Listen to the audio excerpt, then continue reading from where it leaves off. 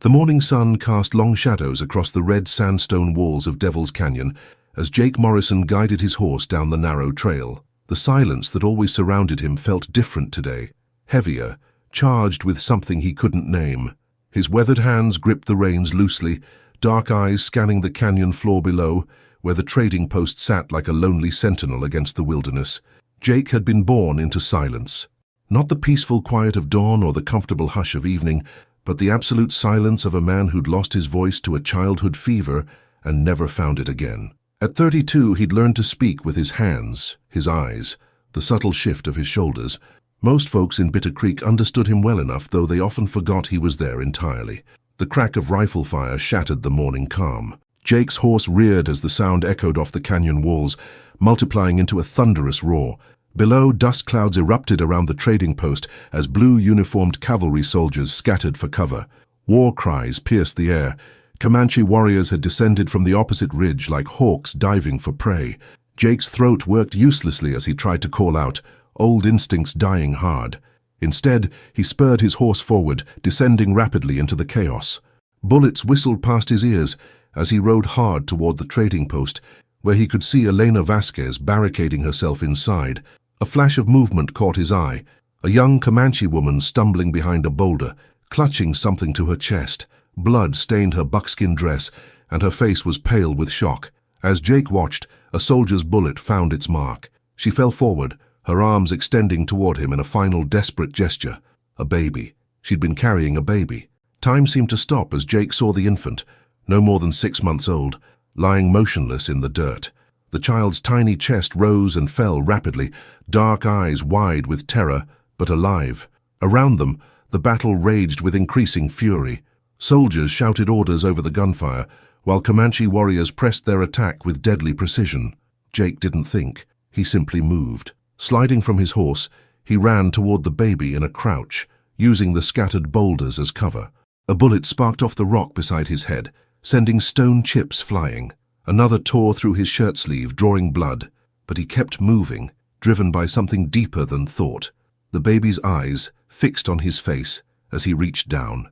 Such dark, serious eyes for one so young. Jake scooped up the child, feeling how light and fragile the little body was against his chest. The infant didn't cry, perhaps shock, perhaps an instinctive understanding of the danger. "Get away from there," a soldier shouted, raising his rifle toward Jake. "That's a hostile." Jake's eyes blazed with sudden fury. He positioned his body between the soldier and the baby, shaking his head violently. His free hand moved in quick, angry gestures. The baby was innocent, defenseless, but the soldier either didn't understand or didn't care. The rifle barrel swung toward them both. A Comanche arrow sprouted from the soldier's shoulder, spinning him around. Through the smoke and dust, Jake saw a warrior on horseback, his face painted for war but his eyes fixed on the baby in Jake's arms. For a moment, their gazes locked across the battlefield. The warrior's expression shifted from rage to something else, recognition perhaps, or desperate hope. Then more shots rang out and the warrior wheeled his horse away, disappearing into the chaos. Jake ran. With the baby clutched against his chest, he sprinted toward his horse, dodging bullets and arrows alike. His mount was trained for rough country and stood steady despite the battle raging around them. Jake swung into the saddle one-handed, the baby cradled securely in his left arm. Behind him, he heard a voice roaring commands. "Don't let him get away with that child. He's stealing a hostage." Sheriff Tom Bradley had arrived with reinforcements. Jake recognized the man's harsh voice even over the gunfire. Bradley was the kind of lawman who shot first and asked questions later, especially when it came to anything involving Indians. Jake's horse lunged forward, carrying them up the steep canyon trail. The baby made soft sounds against his chest, not crying but small whimpers that tore at his heart. He looked down at the tiny face, seeing trust there that humbled him. This child had no one now but him. The battle sounds faded as they climbed higher, but Jake knew the silence wouldn't last. Both sides would come looking for the baby. To the cavalry, the child was a potential bargaining chip. To the Comanche, this baby was family, precious beyond measure. As they reached the canyon rim, Jake paused to look back. Smoke rose from the trading post, and he could see bodies scattered in the dust. The young woman who died protecting this child was just another casualty in a war that seemed to have no end. The baby's tiny hand gripped his shirt, and Jake felt something shift inside his chest.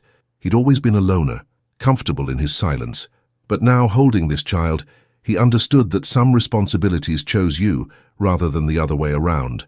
The desert stretched endlessly before them, harsh and unforgiving. Behind them, the sounds of pursuit were already beginning. Jake touched the baby's soft cheek gently, then urged his horse forward into the wilderness. They were alone now, a silent cowboy and a Comanche child, with all the world against them. The sun climbed mercilessly overhead as Jake pushed his horse through the broken country west of Devil's Canyon. The baby, he'd started thinking of the child as Little Moon, after noticing a crescent-shaped birthmark on the tiny forehead, had grown restless in his arms.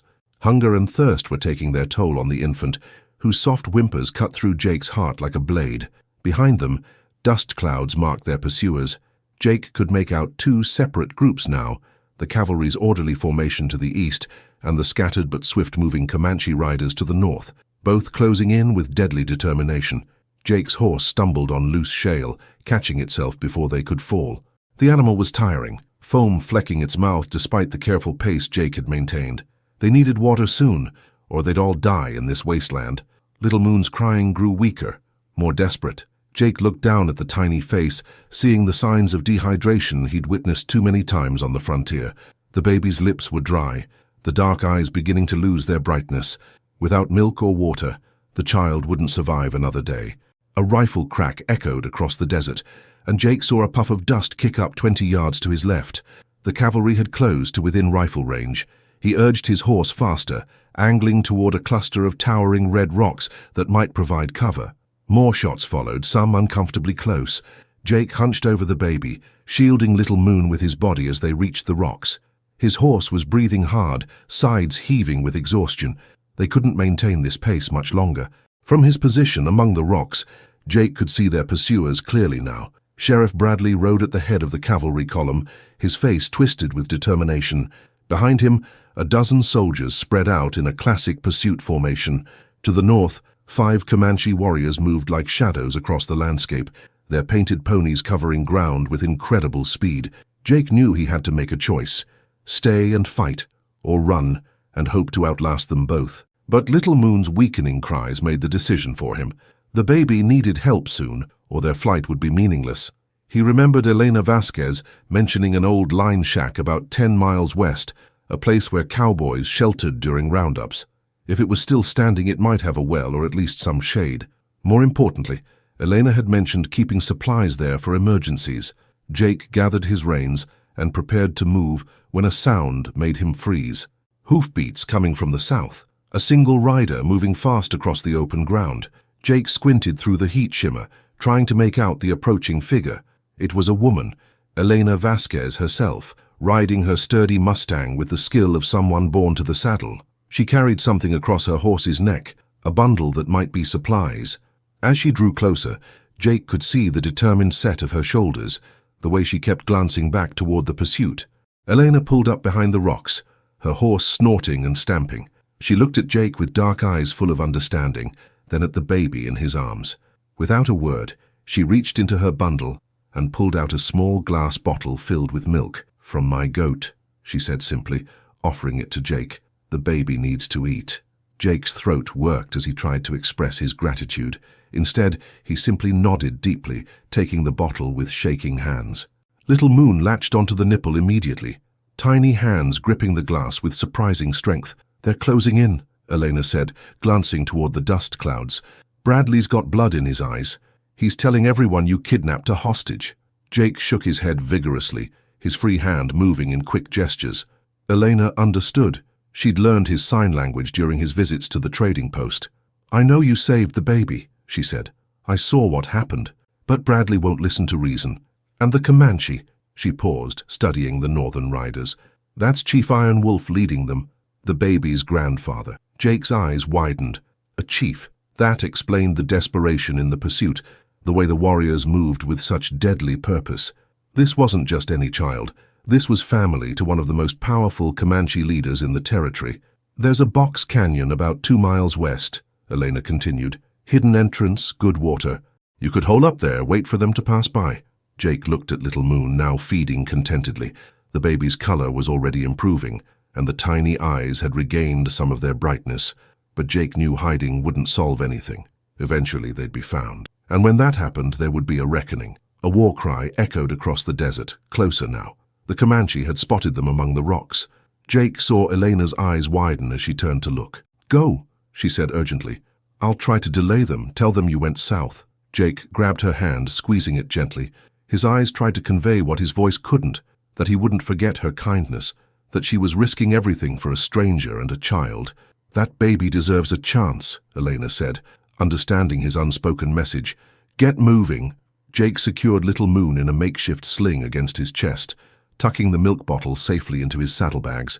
As he mounted his horse, he looked back at Elena one last time. She was already moving toward the approaching warriors, her chin raised with the kind of courage that made legends on the frontier. The horse responded to Jake's touch, carrying them deeper into the maze of red rocks.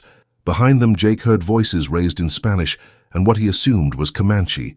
Eleanor was buying them time, perhaps with her life. As they emerged from the rocks onto open ground, Jake felt the weight of responsibility settling on his shoulders, like a heavy cloak.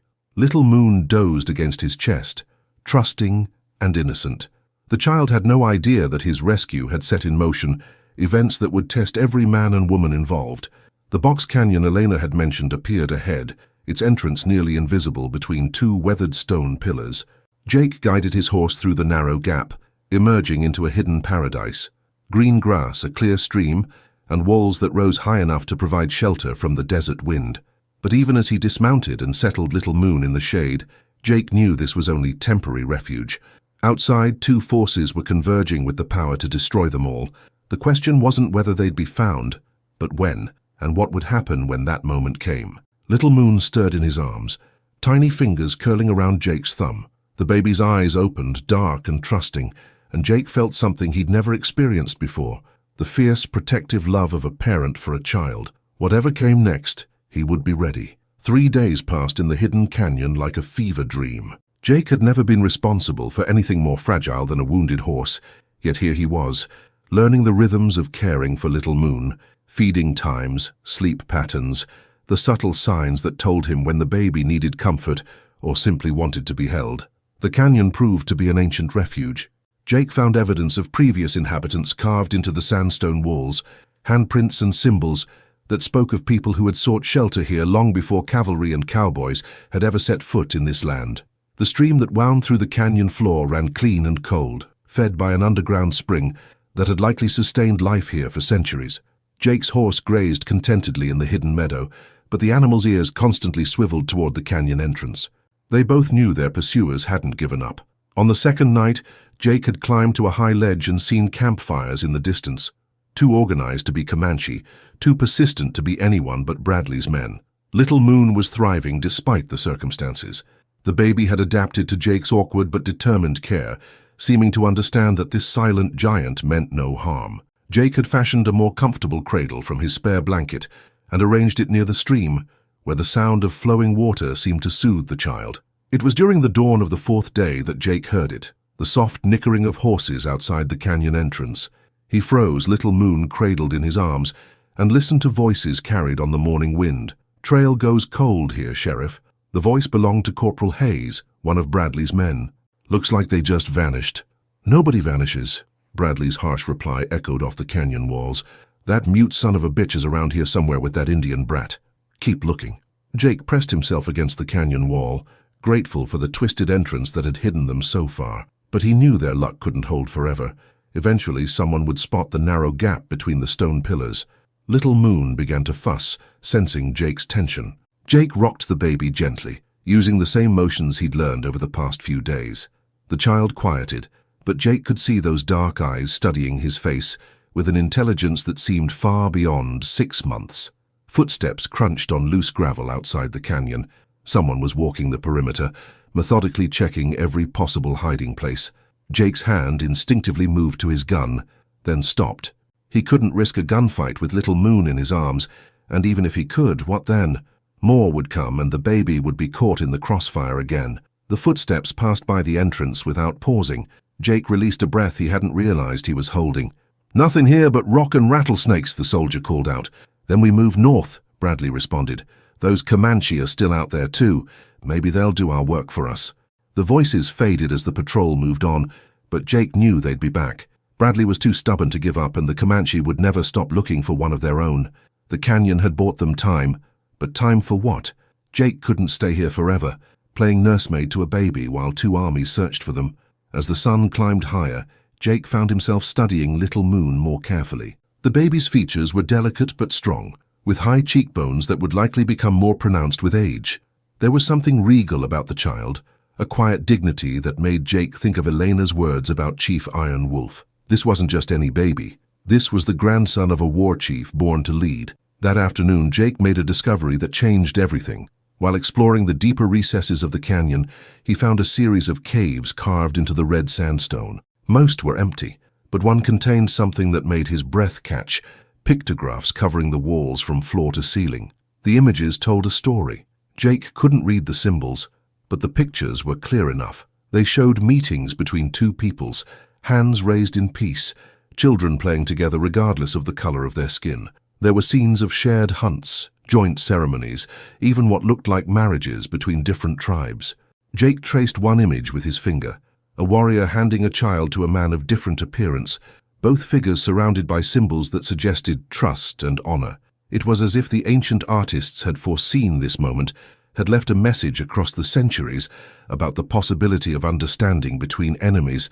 Little Moon gurgled softly in his arms, tiny hands reaching toward the painted walls. Jake held the baby closer to the images, watching as those dark eyes tracked the colorful figures. For a moment, it seemed as if the child understood the significance of what they were seeing. That evening, as Jake sat by the stream with Little Moon sleeping peacefully in his lap, he made his decision. He couldn't run forever, and he couldn't keep this child from his family indefinitely. But he also couldn't simply hand Little Moon over to Bradley, who saw the baby as nothing more than a bargaining chip in an endless war. There had to be another way. The pictographs had shown him that peace was possible, that understanding could exist between peoples who seemed destined to be enemies. Jake had saved Little Moon not to steal him from his heritage, but to preserve it. Now he had to find a way to honor that purpose. As the stars appeared overhead, Jake began to plan. He would leave the canyon, but not to run. He would seek out Chief Iron Wolf directly, face the consequences of his actions, and trust that a grandfather's love for his grandchild might be stronger than the hatred between their peoples. It was a dangerous gamble, one that would likely cost him his life, but as Jake looked down at Little Moon's peaceful face, he knew it was the only choice he could live with. The baby stirred in his sleep, making soft sounds that might have been dreams of the mother who had died protecting him. Jake gently stroked the tiny forehead, his calloused fingers as gentle as they knew how to be. "Don't worry, little one," he whispered in his mind, knowing the words would never pass his lips. "Tomorrow we go home. Your home." Outside the canyon, night fell over the desert like a blanket, hiding predators and prey alike. But inside their hidden sanctuary, a silent cowboy held a Comanche baby and prepared to face whatever tomorrow might bring, armed with nothing but hope and the ancient wisdom painted on canyon walls. Jake left the canyon at dawn, carrying Little Moon in a leather sling he'd crafted during the night. The baby seemed to sense the change in their circumstances, staying unusually alert as they emerged from their hidden sanctuary into the harsh light of the desert morning. Finding a Comanche war party in the vast wilderness would have been impossible for most men, but Jake had learned to read the land during his years on the frontier. He looked for the subtle signs: bent grass, disturbed earth, the occasional hoofprint in soft sand. More importantly, he looked for the places where water could be found, knowing that even the most skilled warriors had to drink. The first sign came at midday. Jake found the remains of a small fire beside a natural rock basin that collected rainwater. The ashes were less than a day old, and there were markings in the sand that spoke of several horses and their riders. Jake knelt beside the cold fire, Little Moon quiet in his arms, and studied the scene with the careful attention of a man whose life depended on reading sign correctly. Unshod horse prints in the sand, 5 riders, just as he'd seen from the canyon. One of the horses favored its left front hoof slightly, a detail that might help him track them. Jake rose, adjusted Little Moon's position, and followed the trail northwest toward the broken country where the Comanche often made their camps. The sun beat down mercilessly as they climbed into the foothills.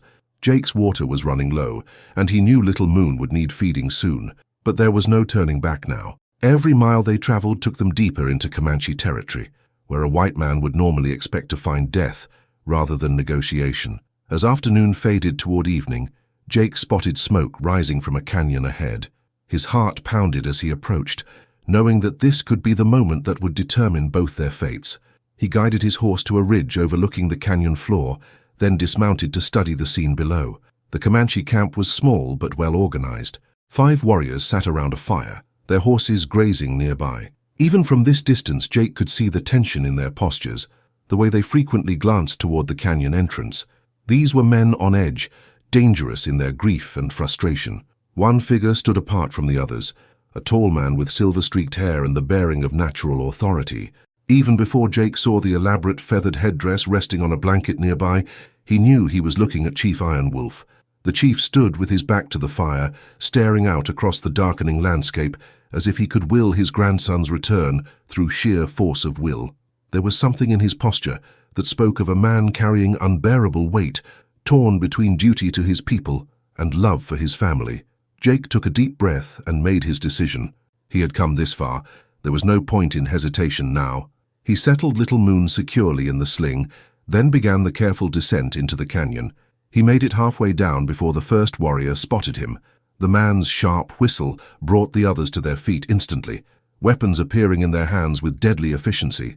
Jake raised his free hand slowly, his other arm supporting Little Moon, and continued his descent at the same steady pace.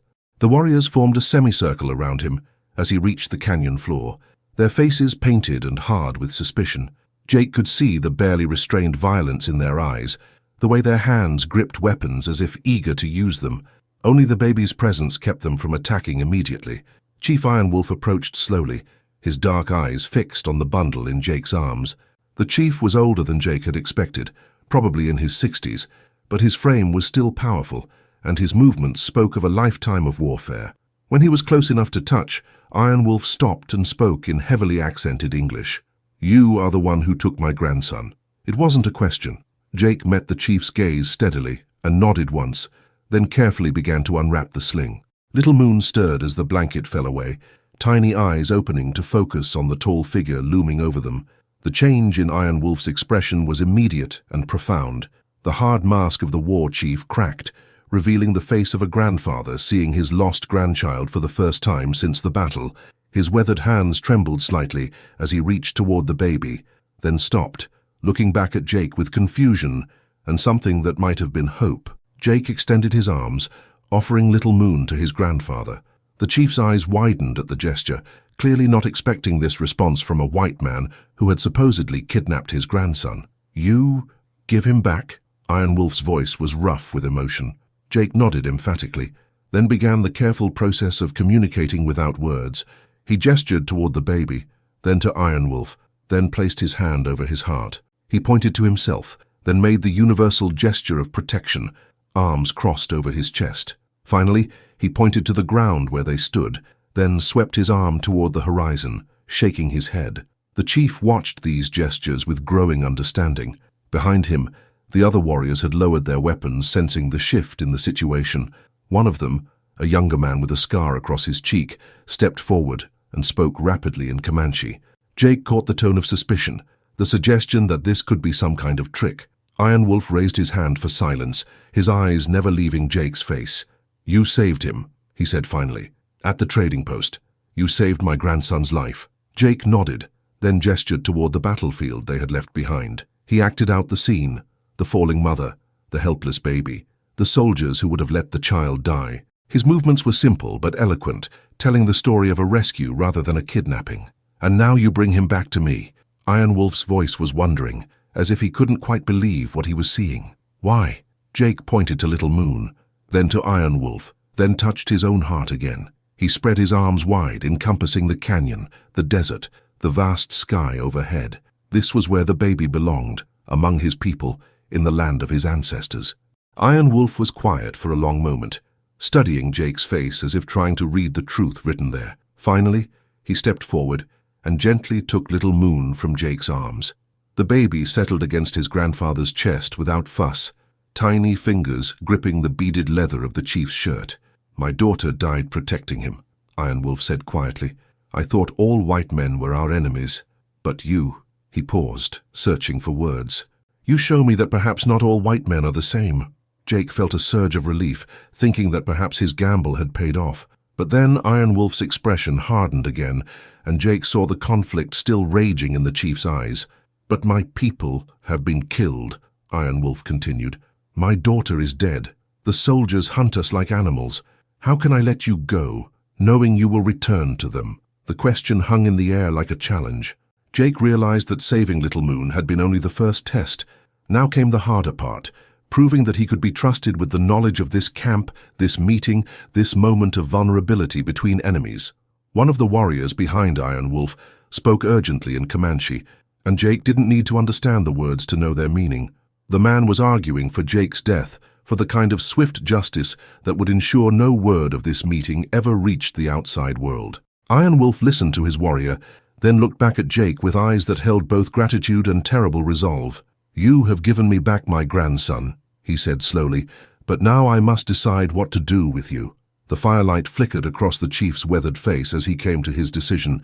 "Tomorrow, when the sun touches the canyon rim, you will face a choice, and that choice will determine whether you live or die." The first rays of dawn painted the canyon walls crimson as Jake stood before Chief Iron Wolf, Little Moon sleeping peacefully in his grandfather's arms. The other warriors formed a circle around them, their faces stoic, but their eyes revealing the weight of what was about to unfold.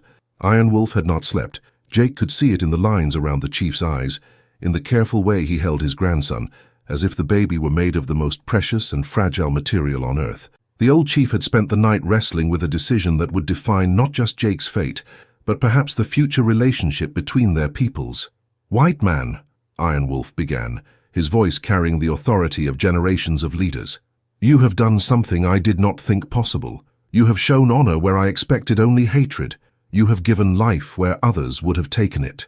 Jake stood perfectly still, reading the conflict in the chief's weathered features. Behind Iron Wolf, the scarred warrior who had spoken against Jake the night before shifted restlessly, his hand never far from his weapon. "But honor alone cannot heal the wounds between our peoples," Iron Wolf continued. "Too much blood has been spilled. Too many of my children lie dead because of men who wear the same skin as you." Little Moon stirred in his grandfather's arms, tiny fingers grasping at the feathers adorning Iron Wolf's shirt. The chief's expression softened momentarily as he looked down at the baby, then hardened again as he faced the impossible choice before him. "I could kill you now," Iron Wolf said bluntly. "It would be justice for the deaths of my people. My warriors expect it. Even you must understand this." Jake nodded slowly. He had known this moment would come, had accepted it as the price of doing what was right. But he also saw something else in Iron Wolf's eyes, a desperate hope that there might be another way.